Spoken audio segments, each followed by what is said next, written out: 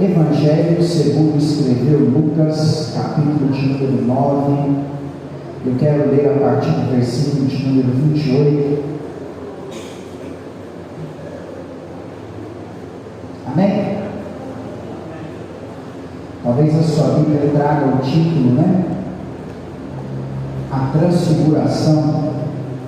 Cerca de 8 dias depois de proferidas estas palavras, tomando consigo a Pedro, João e Tiago, subiu ao monte com o propósito de orar. E aconteceu que, enquanto ele orava, a aparência do seu rosto se transfigurou e as suas vestes resplandeceram de brancura. Eis que dois varões falavam com ele, Moisés e Elias, os quais apareceram em glória e falavam da sua partida, que ele estava para cumprir de Jerusalém. Pedro e seus companheiros achavam-se premidos de sono, mas, conservando-se acordados, viram a sua glória e os dois varões que com ele estavam. Ao se retirarem estes de Jesus, disse-lhe Pedro: Mestre, bom é estarmos aqui. Então façamos 3 tendas, uma será tua, outra para Moisés e outra para Elias. Não sabendo, porém, o que dizia. Enquanto assim falava, veio uma nuvem, os envolveu e encheu-se de medo ao entrarem na nuvem. E dela veio uma voz dizendo: Este é o meu filho, o meu eleito, a ele ouvi. Depois daquela voz, achou-se Jesus sozinho, e eles calaram-se naqueles dias, a ninguém contaram coisa alguma do que tinham visto. Vamos ver também um outro texto, Evangelho de Marcos, né? É o livro anterior a Lucas, capítulo de número 9, versículo de número 2. Evangelho de Marcos, capítulo de número 9, versículo de número 2. É a mesma história, porém contada por outro evangelista. Amém? 6 dias depois, tomou Jesus consigo a Pedro, Tiago e João e levou-os a sós à parte mais alta do monte. Foi transfigurado diante deles, e as suas vestes se tornaram resplandecentes, de sobremodo branca, como nenhum lavandeiro na terra poderia alvejar. Apareceram Elias com Moisés e estavam falando com Jesus. Então Pedro, tomando a palavra, disse: Mestre, é bom estarmos aqui e que façamos 3 tendas. Uma será sua, outra para Moisés e outra para Elias. Pois não sabia o que dizer, por estarem eles alterados. A seguir veio uma nuvem que os envolveu, e dela uma voz que dizia: Este é o meu filho amado, a ele ouvi. E de relance, olhando ao redor, ninguém mais viram com eles, senão a Jesus. Pai, esta é a tua palavra que foi lida, será ministrada aos nossos corações nesta noite, e a nossa oração, o desejo do nosso coração é para que através dela o Senhor possa falar conosco aqui neste lugar, Pai.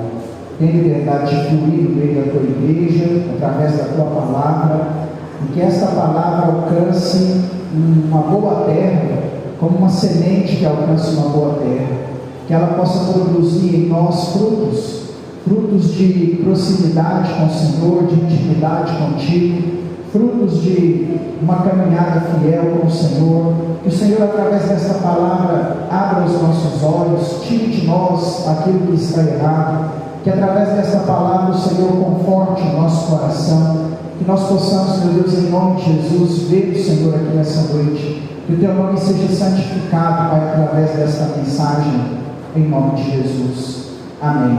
Pode se sentar. Eu quis ler, os 2 textos, para a gente poder, ao longo da mensagem aqui, poder citar e você lembrar aí de onde que eu tirei essas informações. Nosso tema aqui hoje é espiritualidade, né? a palavra de Deus também vai nos ensinar e vai nos mostrar a como cuidar da nossa espiritualidade. Nós vivemos um tempo onde cuidamos de muitas coisas, cuidamos do nosso corpo, cuidamos da nossa mente, e precisamos cuidar, né? Se você não cuidar do seu corpo, você pode atrair doenças para você, né? Se você ficar aí no comodismo, no sedentarismo, a probabilidade de infarto, de AVC, de ter diabetes, né? De ter hipertensão, se você é sedentário, a possibilidade para que isso aconteça é maior. Então, nós vivemos numa geração que cuida bem do corpo. Precisamos cuidar também da nossa mente. E hoje, há muitos métodos terapêuticos que nos auxiliam a cuidar da nossa mente, né? É interessante porque um dos cursos mais procurados na faculdade, um dos cursos que mais forma todo ano é psicologia. E dificilmente você vê um psicólogo desempregado, devido à demanda, à alta demanda de pessoas que necessitam cuidar da mente. E de um tempo para cá nós abrimos mais também o nosso pensamento a respeito desse assunto. Antigamente as pessoas tinham vergonha de se tratar, de procurar terapia, de procurar um psiquiatra, de tomar um remédio controlado. E aí isso hoje para nós já não é mais um tabu. Que bom, precisamos cuidar da nossa mente. E também precisamos cuidar da nossa espiritualidade, porque quando olhamos para a constituição do homem, nós entendemos que Deus criou o homem corpo, que precisa de cuidados, Deus criou o homem alma, que precisa tratar esse sentimento, e Deus criou o homem espírito, que precisa tratar também da parte espiritual. Então, dentro de você há uma parte espiritual, e essa parte espiritual ela requer cuidado. A prova de que existe dentro de você uma parte espiritual, uma das maiores provas que nós temos, é a necessidade que nós sentimos de buscar a Deus. Essa é a primeira prova. Antes de qualquer prova bíblica, antes de qualquer prova teológica, nós temos a prova do sentimento, da necessidade de busca pelo Senhor. Afinal de contas, você saiu de sua casa no domingo à tarde e veio para a igreja porque você entende a necessidade que tem de Deus. Isso é a manifestação da nossa vida espiritual. E a nossa vida espiritual, ela requer cuidados. E esses cuidados não dizem respeito apenas em orar e jejuar, embora é o principal alimento que nós temos para o nosso espírito. Para nós aqui em Minas, no Brasil, principalmente na nossa região aqui no sudoeste do país, o alimento essencial e fundamental que existe para nós é arroz e feijão. Qualquer lugar que você for, tem arroz e feijão. Às vezes, se a pessoa estiver passando uma pitiba danada, desempregada, se ela ganhar uma cesta básica, ela vai ter na casa dela arroz e feijão, né? Costuma não faltar arroz e feijão. Embora o preço também não está essas coisas, arroz e feijão é essencial. Só que arroz e feijão é tudo que o nosso corpo precisa? Não é. Aliás, se você comer demais, ainda faz mal. Nosso corpo não precisa só de arroz e feijão. A oração, o jejum, a leitura bíblica para a nossa espiritualidade é como arroz e feijão. Não pode faltar, mas não é só isso. Não é só dessa forma que nós alimentamos a nossa espiritualidade. Nessa noite aqui eu quero olhar um pouco para a nossa espiritualidade, para a gente poder identificar através da espiritualidade dos discípulos e a espiritualidade de Jesus, como que tem que estar a nossa vida espiritual, a nossa espiritualidade com o Senhor. Então, desde a formação da constituição do homem, nós já temos aí também a consciência de que somos seres espirituais. E como seres espirituais, ainda habitando no corpo físico, como seres espirituais, nós experimentamos também, dentro da nossa espiritualidade, ou devemos experimentar também, experiências íntimas com quem está na nossa espiritualidade, que é Deus. Irmãos, como crentes, servos de Deus, eleitos do Senhor, geração escolhida, homens e mulheres que aqui estão, que têm o nome escrito no livro da vida. Nós precisamos, dentro da nossa espiritualidade, experimentar Deus, ter experiências com o Senhor. A nossa espiritualidade, ela não pode ser apenas compreendida, ela não pode ser apenas explicada. A nossa espiritualidade não pode ser apenas uma teoria muito bem formulada, ela tem que ser algo que nós experimentamos.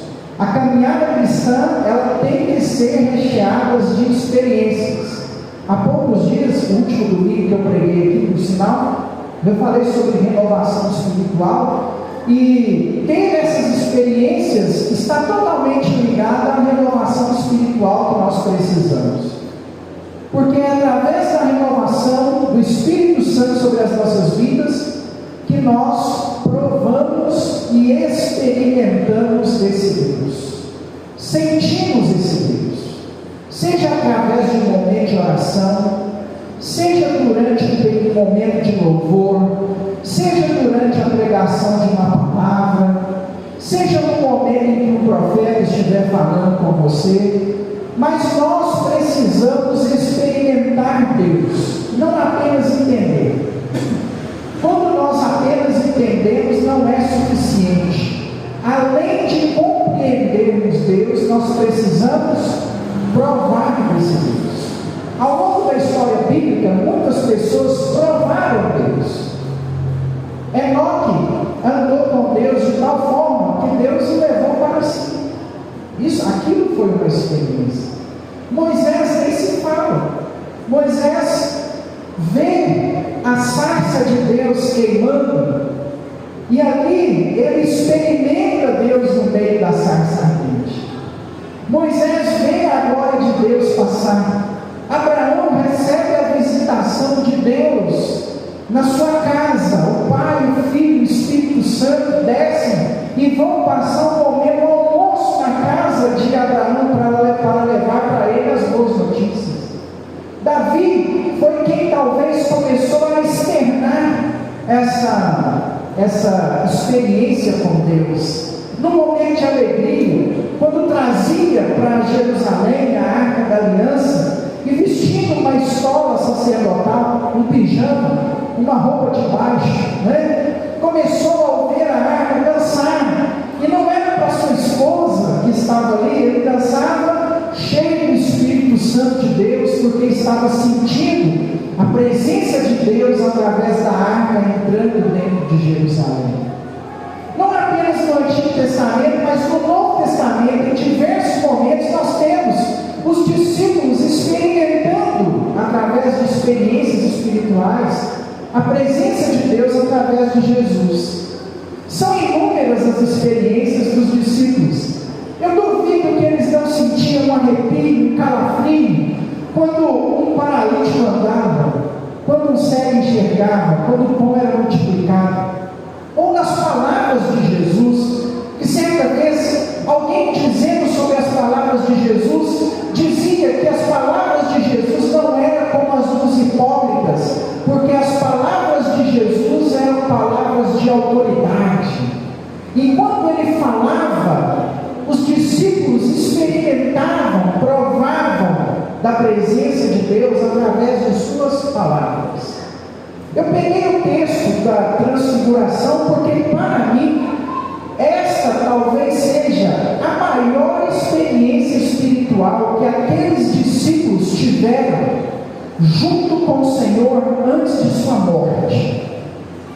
E aqui nesse momento vai demonstrar bem a percepção espiritual dos discípulos, como que está a espiritualidade de cada um deles, E dentro desse texto eu separei aqui pelo menos 3 exemplos de espiritualidade, de acordo com a perspectiva desse texto. A primeira delas é a espiritualidade de Pedro, Tiago e João. É importante contextualizarmos aqui, né? Entendermos o momento que os discípulos estão. Jesus pega os discípulos, os 12, e sobe com os 12 discípulos para o monte, a fim de ter um momento de oração, fortalecer a espiritualidade, arroz com feijão da vida espiritual. Amém? Ah, pastor, minha vida espiritual está precisando de cuidados, o que eu faço? Você vai fazer o que Jesus fez com os discípulos. Você vai começar a separar um tempo de oração. Seja aqui na igreja amanhã, 5h30 da manhã, seja lá na sua casa, em alguma parte do dia, antes de dormir, ou na hora que você acorda, você vai separar um momento, porque nós cuidamos da nossa espiritualidade orando. Jesus pega os seus discípulos e vai para a oração. Em um dado momento da oração, Jesus separa Pedro, Tiago e João dos 12 e leva Pedro, Tiago e João com ele para um lugar mais alto do monte para orar junto com ele de maneira separada. Certo? É importante entendermos a seleção de Jesus. Né? Há uma seleção aqui, ela é muito clara. Entre a multidão que acompanhava o Senhor, que também eram chamados de discípulos, né? Também eram chamados de discípulos.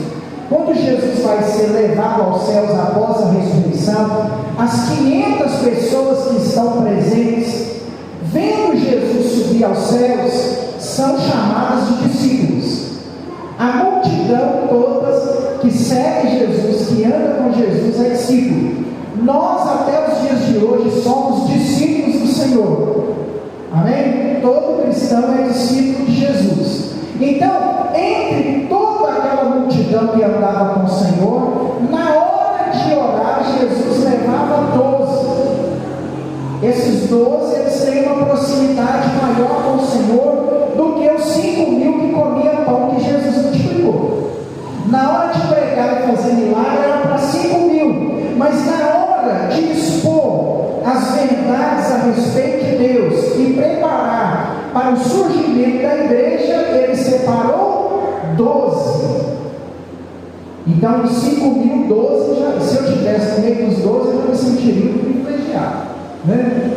Entre os 12, nós temos 3 que são mais próximos de Jesus ainda: Pedro, Tiago e João. Esses 3 estão nos principais, e em todos, são os únicos que estão nos principais e em todos os milagres realizados pelo Senhor. Chegaram na casa de Jairo, a menina já tinha morrido, o médico ainda estava na casa. Falou assim: não adianta fazer mais nada, a menina morreu. Os 12 discípulos, os 9 discípulos ficaram do lado de fora, e Jesus chamou Pedro, Tiago e João para entrar dentro da casa. No Monte da Transfiguração, Jesus chama Pedro, Tiago e João. Esses 3 tinham uma proximidade maior com o Senhor, talvez um nível de intimidade ainda mais profundo. Entre esses 3 ainda tinha um que era melhor amigo, o único a quem Jesus reclinava a cabeça no peito, sinal de intimidade profunda, uma amizade pura: João. Eu gosto de destacar o João, porque o João, além de ter essa experiência com o Senhor, foi o único que sabia quem era o traidor. Era comum entre os judeus dividir um prato na hora da alimentação, e Jesus estava dividindo o prato com Judas. O João chega no ouvido de Jesus e fala assim: Senhor, quem é o traidor? Jesus responde só para João: aquele que põe a mão no prato comigo. Só João viu quem era o traidor antes dele se revelar.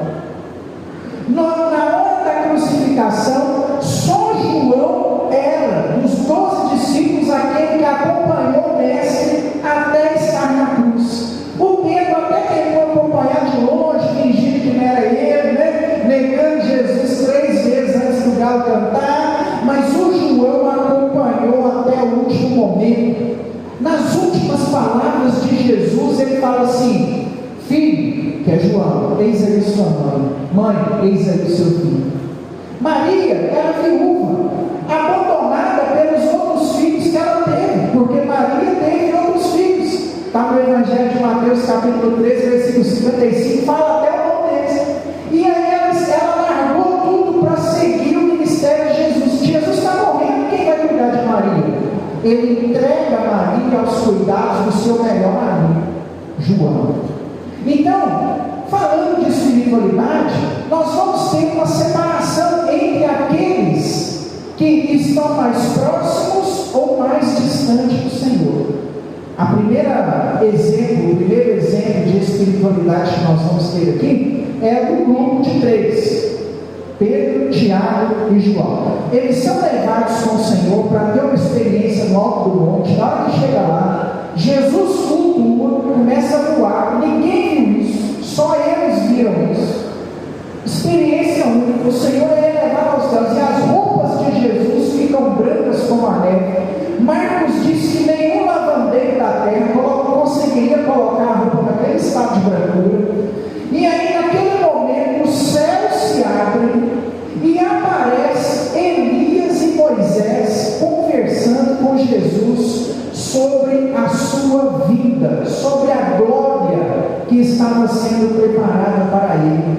E no momento íntimo de espiritualidade de Cristo, os 3 discípulos estão ali presentes, vendo tudo aquilo acontecer. Lucas diz que eles estavam um pouco sonolentos, então talvez eles não estavam entendendo direito o que estava acontecendo naquele lugar, porque muitas vezes a nossa espiritualidade ela está assim. Nós estamos sonolentos, com sono, deveríamos estar orando. Eu imagino se Jesus me convidasse para ir no monte com ele. Gente, isso que maravilha, orando no monte junto com Jesus, talvez não teria privilégio maior do que esse. E ao invés dos camaradas estarem lá fervorosos, cheios de espírito, orando mesmo, eles também que dormindo. E na hora que eles não te acordar, olha, Jesus está voando branco, e tem lá Elias e Moisés conversando com o Senhor, e eles não estão entendendo direito o que está acontecendo. Como que está a espiritualidade de Pedro, Tiago e João? Mover sem entendimento. Quando a nossa espiritualidade está fraca, nós não conseguimos entender o mover de Deus. Não julgue o mover de Deus através da sua vida. Tem gente que pensa assim: a frieza espiritual, Deus não está agindo, Deus não está operando na sua vida. Porque talvez você não está entendendo o mover de Deus. Mas que existe o mover de Deus, o derramar do Espírito Santo nos nossos dias, ele existe. E você experimenta de acordo com o que tiver a sua espiritualidade. Eles não estão entendendo o que está acontecendo ali. Tanto não está entendendo que eles começam a falar bobeira naquele lugar. Pedro fala uma das maiores bobeiras e acaba com a experiência, inclusive. Ele tanto não está entendendo o que está acontecendo, que ele fala assim: ó Senhor, que bom estarmos aqui, vamos fazer 3 tendas, uma para o Senhor, uma para Elias, uma para Moisés, e vamos ficar aqui por mais tempo. Na hora que o Pedro fala isso, a experiência acaba. Por que a experiência acaba? Porque ele quer colocar Elias, Moisés e Cristo no mesmo nível, no mesmo patamar. Ele quer colocar a lei, ele quer colocar os milagres e ele quer colocar Jesus no mesmo parâmetro. 3 tendas iguais. A experiência acaba na hora. É mover sem entendimento. Pedro não está entendendo o que está acontecendo ali. A experiência acaba, sabe por quê? Os 3 não podem ficar no mesmo patamar. Jesus é maior do que Elias, do que os sinais, do que os profetas, todos eles juntos. Jesus é maior do que a lei. A lei não é maior do que Cristo. Cristo é maior do que a lei. A experiência acaba, aparece uma nuvem, na nuvem vem uma voz de Deus que fala assim: ó, este é meu filho amado, a ele ouvi. Sabe o que Deus está falando no final da experiência para eles, acabando com a conversa? Vocês não têm que escutar o profeta mais, vocês não têm que escutar a lei mais, vocês têm que escutar agora meu filho. Não existe mesmo patamar. agora é meu filho, a ele ouvi. Mover sem entendimento, porque quando nós não entendemos, nós falamos bobeira, nós fazemos bobeira, nós somos infantis. Muitas vezes não temos moveres espirituais por aí, mas recheados com infantilidade, porque muitas pessoas não estão compreendendo o mover de Deus. Nós não podemos ter uma espiritualidade confusa, uma espiritualidade que não entende. A nossa espiritualidade precisa ser regada pela razão. Amém? O culto da igreja de Corinto era um culto bagunçado. Enquanto profetizava, o outro orava em língua, cada um chegava numa hora, a ceia era comida de qualquer maneira. Vem Paulo em 1 Coríntios e prega, ensina para os irmãos que o culto precisava ser com ordem e decência. Que se um estivesse falando em línguas, o outro deveria abaixar o seu tom e nem falar em línguas, controlar a sua própria espiritualidade. Muitas vezes a nossa espiritualidade está igual a de Pedro aqui, está uma bagunça, está sem entendimento, sem compreensão. Não dá para ser espiritual sem entender o que está acontecendo. Nós precisamos entender. Quando eu falei aqui de renovação espiritual, quando eu digo aqui de experiências pessoais, eu não estou querendo mencionar para você coisas infantis sem conhecimento, muito pelo contrário. Se não tiver entendimento, vai passar rápido, como aconteceu no Monte da Transfiguração. A espiritualidade de Pedro, Tiago e João era uma espiritualidade com medo. Se você prestou atenção no texto de Lucas, Lucas vai mencionar que eles estavam meio perdidos por estar ali. Um medo da presença de Deus. Irmãos, a presença de Deus para nós, ela não pode ser algo que nós temos medo. Nós não podemos ter medo da presença de Deus. A presença de Deus para nós tem que ser um prazer. A visitação do Senhor tem que ser algo que nós desejamos, com entendimento, com sabedoria, com quebrantamento. Não tem experiência espiritual sem quebrantamento também, aproveitando as oportunidades que o Senhor nos dará, como aconteceu no Monte da Transfiguração com esses discípulos. Mas nós não podemos ter medo de experimentar Deus, porque Deus quer intimidade com você. Salmo 25,14. A intimidade do Senhor é para aqueles que temem, e Ele lhes fará saber a minha aliança. Jeremias 29,13. Buscar-me-eis e me achareis quando me buscardes de todo o vosso coração. Ainda em Jeremias 33,3. Clamas a mim e responder-te-ei, anunciar-te-ei coisas grandes e ocultas que ainda não sabes. Quem é o texto do Novo Testamento? Mateus 6,7. Pedi e se-vos-á, batei e abri-se-vos-á, buscai e achareis. O Senhor quer intimidade conosco. A prova maior disso é o véu do templo se rasgando de alta a baixo no dia da crucificação. O Senhor saiu de trás das cortinas para se relacionar comigo e com você, através da igreja. Ele não está mais no Santo dos Santos, Ele não está mais atrás do véu, Ele está conosco. Joel 2,28 diz que o Espírito seria derramado sobre toda a carne. Deus quer nos tocar, Deus quer intimidade conosco, e nós não podemos ter medo disso. Precisa ser o nosso anseio, o nosso desejo, ver Deus, experimentar Deus. Talvez o excesso de cuidado tenha feito com que nós não provemos desse Deus. Abre mão desse excesso de cuidado. Deixa o Espírito Santo de Deus encher a sua vida, porque a intimidade que Deus quer conosco não é uma intimidade onde nós temos medo dele. Não tenha medo de experimentar Deus. Em terceiro lugar, a espiritualidade de Pedro, Tiago e João era uma espiritualidade com falta de prazer em estar ali. É perceptível também no texto que eles foram que sim, Jesus queria orar separado, vão lá comigo, você está tarde, quer orar, tem que ir, nós vamos a Bíblia, vamos dar Bíblia. Foi meio que um negócio arrastado para poder estar ali, falta de prazer. Irmãos, nós temos prazer em tantas coisas lá fora, alguns prazeres certos, que não tem nada errado com eles, e alguns prazeres errados. Olha que coisa absurda. prazer em coisas erradas. O ser humano sente prazer em ver o seu amigo prejudicado. Já viu quando acontece alguma coisa de errado no trabalho, aí fica doido querendo escutar o que aconteceu? Você viu? Meu Deus do céu, tem coisa boa lá. Eu falei que era daquele jeito. Nós sentimos prazer no prejuízo do nosso irmão. Você sente prazer em saber que algo deu errado? Olha o nosso coração.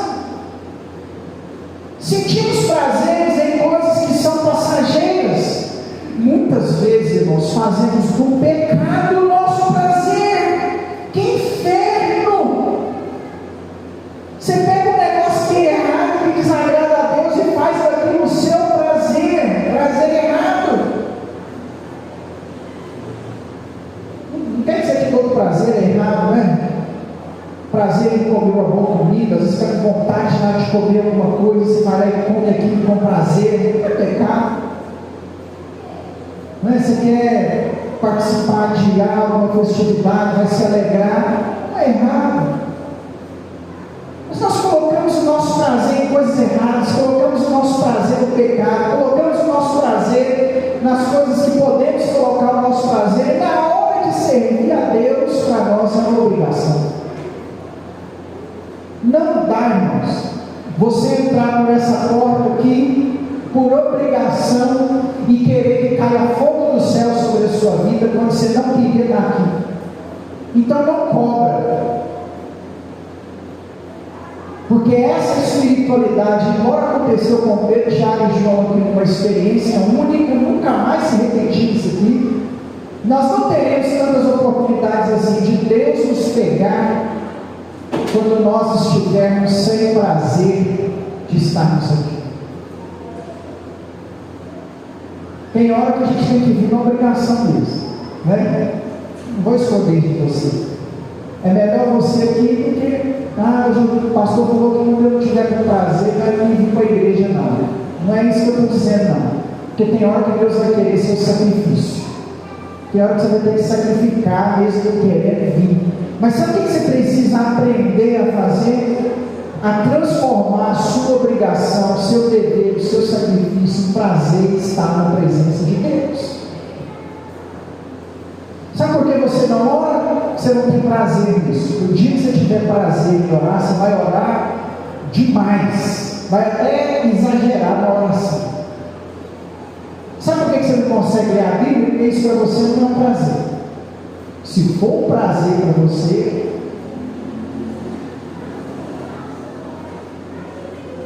nós precisamos entendermos que servir a Deus para nós, para termos experiências espirituais com o Senhor, isso para nós precisa ser um prazer, não uma obrigação.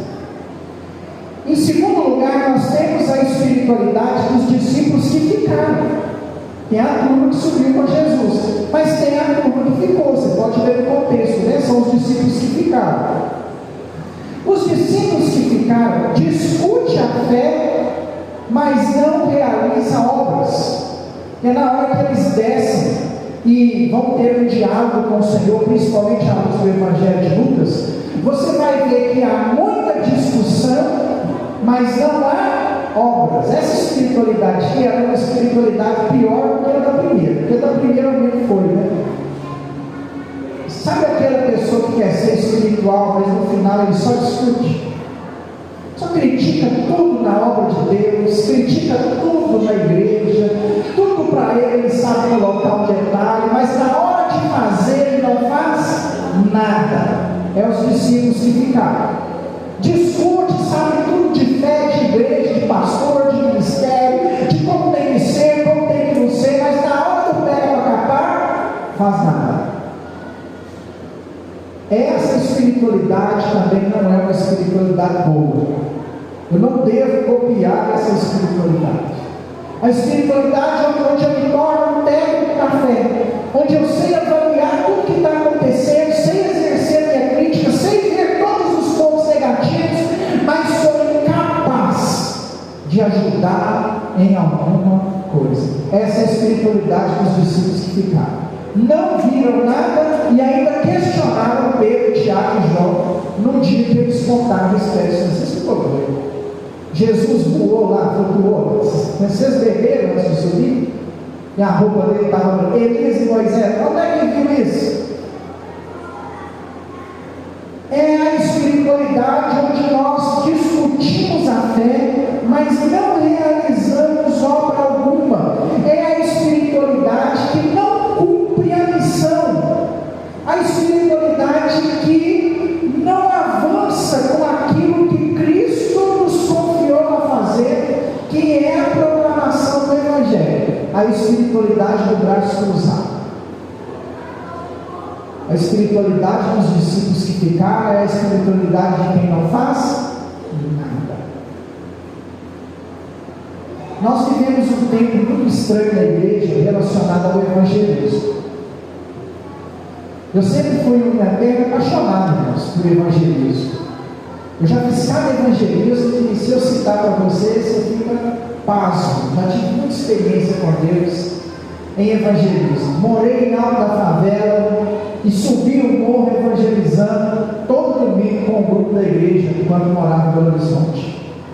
E uma vez que o pessoal tinha assaltado um banco lá em Belo Horizonte lá, e o pessoal estava no morro e nós fomos evangelizar a mãe do suspeito de ter cometido crime. Já me deparei com cada situação que você não tem ideia. Sempre fui um eterno apaixonado por evangelismo. E a nossa geração talvez nem saiba o que é isso. Eu não sei se é algo cultural, né, da nossa cidade. Eu não sei se é o tempo em que nós vivemos, porque talvez em outras cidades o negócio esteja diferente relacionado ao evangelismo. Mas nós não sabemos mais nem como evangelizar. Que no evangelismo, quando você chama algumas pessoas, ou quando você vê algumas pessoas evangelizando, as pessoas nem levam Jesus no evangelismo, mas levam a instituição, levam o nome do pastor. E na maioria das vezes quer pregar para quem já é crente de outra igreja para trazer para a igreja dele. Não quer ir lá no cara que está dançando reinado, cego, diante de uma imagem escultura, precisando de libertação, e levar Jesus para ele, não. Quer ir no meio da outra igreja, para ele vir para a igreja crescer, assume-se de outra igreja. E quando vai evangelizar alguém, você vai lá na igreja do pastor, nossa, aquele homem é bom demais, tem que ver aquele homem falando, aquele homem orando para os outros, aquele homem expulsando dele, a revelação daquele homem maravilhosa, vamos lá, gente, ver aquele homem. Nós nem levamos Jesus mais para as pessoas. Nós não podemos ter uma espiritualidade que falha na missão. A nossa espiritualidade precisa mostrar para as outras pessoas o Cristo a qual nós servimos. E evangelismo, Deus não chama evangelistas. Todos nós somos comissionados a evangelizar. A fala de Jesus em Marcos 16, versículos 15 e 16 é para todos. Ide por todo mundo, pregai o evangelho a toda criatura. Quem crê, for batizado, será salvo. Quem não crê, já está condenado. O ide de Jesus é para todos nós. Não adianta eu bancar de espiritual se eu não faço algumas coisas importantes. Eu citei aqui na hora da fé. Eu bancar espiritual e não sou fiel a Deus, o que eu disse. Que espiritualidade é essa? Onde está a minha espiritualidade?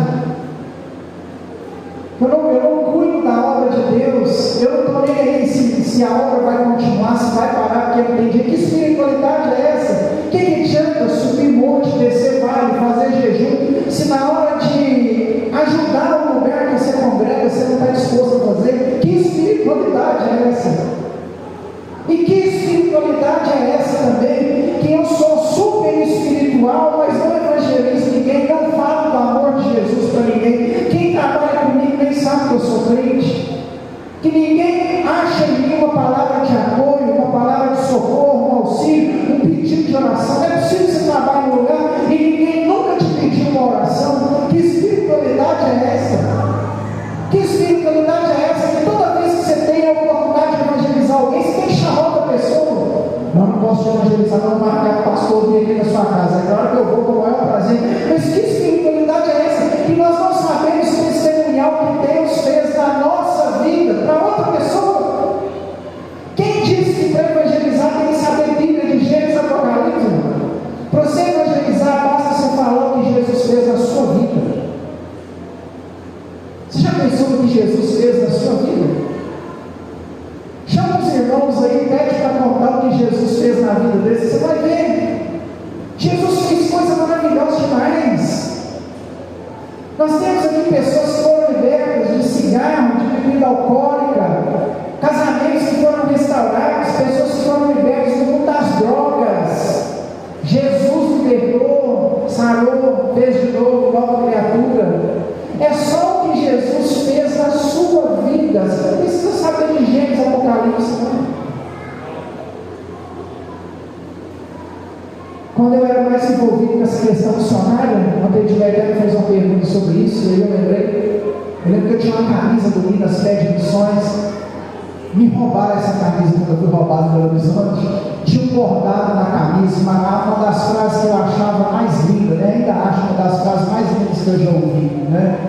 Deus tinha um único filho e fez dele um missionário. Gente, essa frase para mim é forte demais. Mas Deus tinha um filho só e fez dele um missionário. Olha que bênção! Missionário que ele alcançou. Que espiritualidade é essa que a missão não é cumprida? Em terceiro lugar, sobre a espiritualidade dos discípulos que ficaram, que coloca o diálogo acima da experiência. Os discípulos que ficaram, eles não querem saber do que aconteceu lá, eles querem ficar debatendo. Tem coisa na espiritualidade que a gente não debate, tem que ser entendido, né? Porque o que foi para ser revelado a nós está aqui. Deuteronômio 29, 29. As coisas ocultas devem permanecer ocultas e as reveladas, reveladas, né? Então, tem que ter entendimento. Mas tem coisa que tem que ser debatida. Se o irmão numa experiência espiritual caiu para trás, caiu para frente, não caiu, se você caiu, se você não cai, tem coisa que na carnalidade, né? Terça-feira na escola de profetas nós até falamos isso aqui, tem que acontecer, claro, carnal, mas tem que questionar o irmão, questionar a experiência espiritual. O terceiro exemplo de espiritualidade que temos aqui, para a gente poder finalizar, é a espiritualidade que nós precisamos copiar. Então nós temos duas espiritualidades que nós temos que aprender com os erros, né? A de Pedro, Tiago e João, que é a espiritualidade sem entendimento do mover, com medo de Deus, com falta de prazer. A dos discípulos que ficaram, que é a que discute a fé, a que não cumpre a missão, a que quer dialogar mais do que experimentar. E nós temos a espiritualidade de Jesus. Como que é a espiritualidade de Jesus no Monte da Transfiguração? Baseada na oração. Eu concordo que a oração não resolve tudo, mas adianta muita coisa. Eu garanto para você, se a oração não resolver o seu problema, vai te ajudar demais. Qual de nós aqui, talvez, nunca, no momento de adversidade, oramos, choramos, derramamos lágrimas diante do Senhor, e a resposta não veio, mas ao levantarmos no momento de oração, o coração estava em paz? Você já viveu isso? O trem está dando errado, a porta está fechando, aí você vai lá e ora, Deus me ajuda, a porta não abriu, mas só o fato de você ter orado, você já estou tranquilo, Deus quer assim, né? Então, se Deus falou que é desse jeito aí, vamos aguentar as contas, porque Ele vai dar força. A nossa espiritualidade, ela tem que ser baseada na oração. Tem que começar subindo ao monte, tem que começar dobrando o joelho, tem que começar pagando o preço. Se somos espirituais, começamos a ser espirituais a partir do momento que nós oramos. A espiritualidade de Jesus é uma espiritualidade de oração. Tarde da noite, todo mundo cansado, os discípulos queriam dormir, mas Jesus falou: não, eu tenho que orar. A espiritualidade de Jesus com uma missão objetiva. Qual que era a missão? Se fortalecer, se preparar para o evangelismo que estava acontecendo, para os enfermos que precisavam ser curados, para as pessoas que estavam precisando de uma palavra. É espiritualidade com missão. Você quer ser espiritual? Tenha uma missão. Faça com que a sua espiritualidade tenha uma missão. Não é uma missão egocêntrica, pensando só em você. Eu tenho que estar bem, eu quero Deus, eu preciso, eu tenho, eu vai, eu. Não é você, é a espiritualidade da obra. A verdadeira espiritualidade se preocupa com a obra, com o reino, com a intercessão por outras pessoas que estão precisando de oração, de uma palavra amiga, de um apoio, de algo que nós, que está ao nosso alcance fazer. A espiritualidade, ela tem missão objetiva. Para quê? Você vai orar para quê? Só pelos seus problemas? Está errado. Você vai orar pelo seu parente que não converteu, pelo seu parente que está firme na fé. Você vai orar pela igreja, você vai orar pelo seu pastor, você vai orar pelos departamentos da igreja. Amém? Você vai orar para Deus levantar mais gente no louvor, está precisando. Você vai orar para Deus levantar professores. Você vai orar para Deus nos dar uma estrutura melhor. Já pensou se a gente conseguisse pôr um forro aqui, né? Pôr um climatizador maior, para nesse tempo agora que nós vamos pegar, dar uma refrescada. Ore por isso. Você ora para que Deus nos dê um lote, nos ajude a construir, a sair do aluguel. Não é possível, você está orando só por você está pecando. Deus me abençoe, precisa, a porta, aí abre uma porta, você está orando por outra, aí o trem vai, e é só você. Comece a orar. Eu sei que é exemplo da igreja, mas ore pelo seu marido, ore pela sua esposa, ore pelos seus filhos, ore pelos seus parentes, ore por irmãos da igreja que você sabe que precisam de oração. É espiritualidade baseada em uma missão objetiva, fazer a obra de Deus.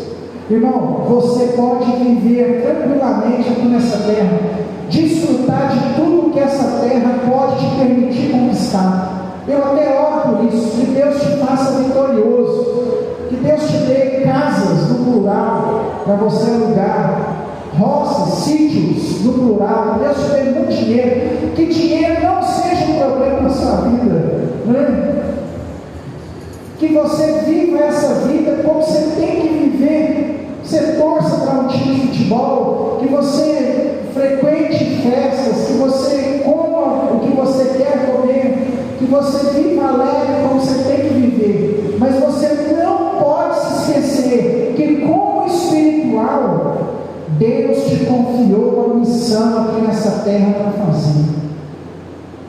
Não quer dizer que você vai acordar pensando assim: quem dera, se a gente conseguisse ser assim, ia ser bom, não é que ia ser ruim, não. Tem que ganhar uma alma hoje, vou evangelizar uma alma, tem que ganhar uma alma, vou orar por alguém, vou focar em oração o dia inteiro, trabalhar orando, chegou um cliente, eu vou evangelizar ele, chegou alguém para atender, eu vou pregar para ele. Quem dera se a gente conseguisse ser assim, nós não somos assim. Mas em contrapartida, nós não fazemos absolutamente nada. Isso não é ser espiritual. A obra de Deus nunca passar pelo nosso pensamento. Você não pode fazer nada. A espiritualidade de Jesus é a espiritualidade que tem uma missão objetiva, que faz algo pelo reino de Deus. Eu te desafio, amanhã, no decorrer do seu dia, e todo dia você pensar assim, você fazer só uma coisa pelo reino de Deus, todo dia, você vai ver que sua espiritualidade vai melhorar. Nem que seja orar. Não fiz nada pelo reino de Deus hoje, vou orar para Deus abençoar a igreja. Não é só a nossa, não. Ore para Deus abençoar as igrejas, os pastores, né? Irmão, A irmã dele esse dia estava compartilhando comigo, o irmão Marcos, que todo dia, na hora que ele vai orar, ele ora por todos os pastores que ele conhece. Aí o irmão tem 30 anos de evangelho, né? 80 anos de idade, ele conheceu muito pastor. Aí diz aí, na hora que ele começa a orar para os pastores, ela já procura assim, uma posição mais tranquila, porque vai demorar. Ela diz: Senhor, abençoa o pastor Tiago, abençoa o pastor Lino Cordeiro, abençoa o pastor Fordinal de Belo Horizonte. Aí diz assim, diz aí ele, talvez tem pastor que até já morreu, e ele está orando, ele não sabe, ele esqueceu que o pastor morreu, está falando assim: abençoa o pastor que até morreu, né? Então, faça algo pelo reino de Deus no decorrer do seu dia. O que você fez para Deus hoje? Hoje é domingo. Talvez você acordou cedo, comeu um frango assado com Coca-Cola na casa da sogra, ou na casa da mãe, né? Uma maionese, a barriga está cheia de macarrão. E para Deus, o que é que você fez para Deus hoje? Nada. Ainda dá tempo. Você pode orar, você pode fazer algo. Em nome de Jesus. A espiritualidade de Jesus é uma espiritualidade com uma missão objetiva. A espiritualidade de Jesus é uma espiritualidade pautada na vontade de Deus.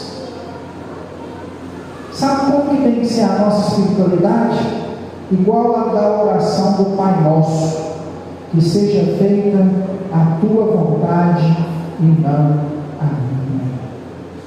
Crente espiritual vive debaixo da vontade de Deus. Entregue sua vida ao Senhor.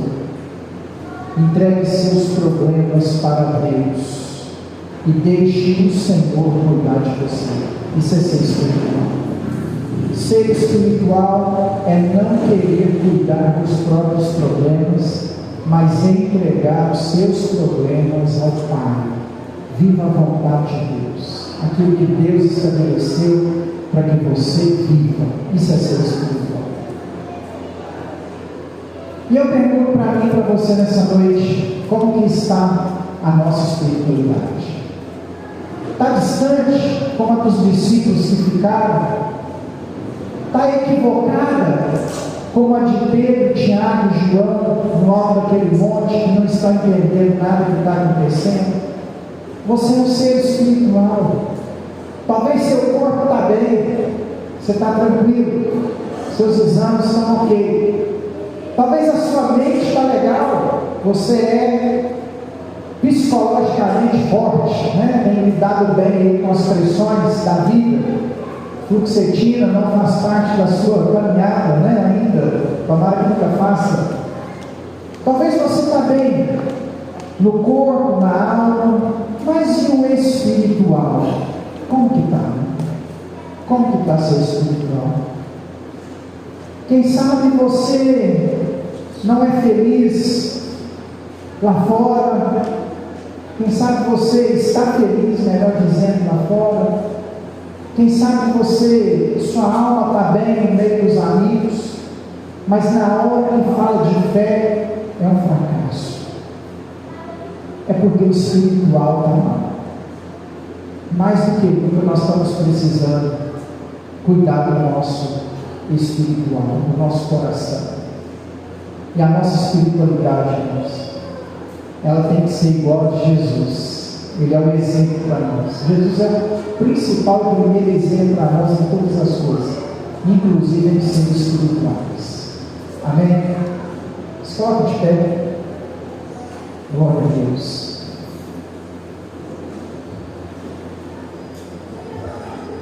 Maravilha. Coloque a mão no seu coração.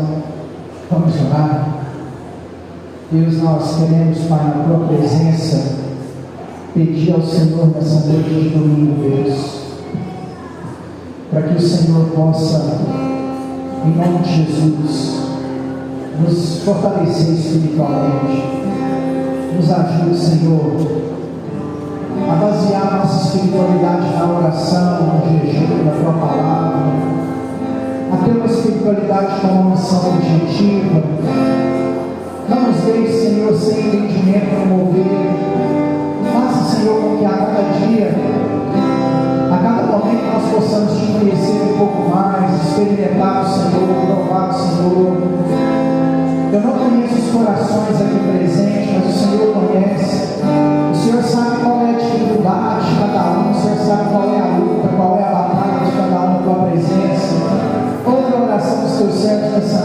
Pai. Eu não sei como anda a vida espiritual de cada um, mas eu sei que o Senhor está aqui, o Senhor pode restaurar a vida espiritual de cada um na tua presença, Pai.